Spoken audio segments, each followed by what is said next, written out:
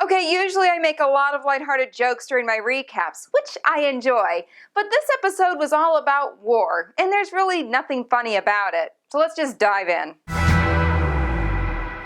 This episode of Outlander is all about war, and specifically how even if you win a war, it comes at a very high price. Jaime is still in his element, leading the troops and planning a battle against the English soldiers. He's dealing with Charles Stuart and the fact that English and British soldiers will serve the same king. As usual, he's managing them all pretty well, but Charles Stuart is being a little edgy because he's really worried about his British subjects. He's managing Dougal as well, a character so in love with this war and so full of hatred for the English that it is what drives his every move. Through some manipulation from Jaime, he actually goes out alone in the middle of a field to see if an infantry can cross to attack the British.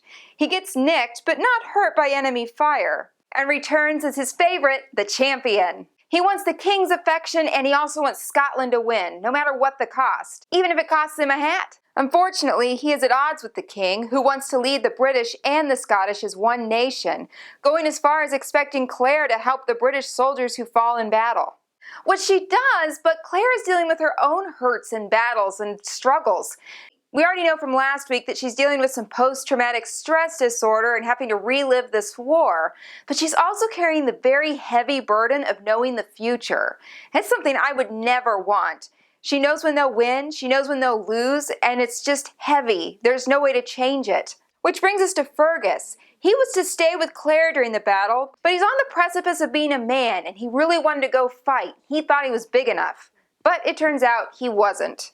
His cost during this battle is that while he survives, he is now killed. And that is a burden not dealt with easily in the mind of a boy. Can this kid not catch a break? He was an orphan, he was raped, he saw his adopted dad go to prison because of him, and now he's killed. Murtaugh's used to killing, but we see him questioning the value of his potential death, and Jaime shares his concern. Without it just being a clan raid, it feels impersonal, like they're all just a big cog of this military wheel. But this episode illustrates what we all know to be true, and that is, even if you are a small, seemingly insignificant piece of the puzzle, war is personal. It really comes to home with Angus and Rupert. As fast friends forever, defend each other in the war, and it seems as though Rupert is the one who is likely to die. And even though Jaime is thrilled that they won this battle, and so is Dougal, it all comes at this very heavy cost at the end that they didn't even know was coming when Angus dies. The wound was hidden, but it was still there, and there was no escaping it. No one can escape a war without wounds, even if you have a woman from the future telling you you'll win.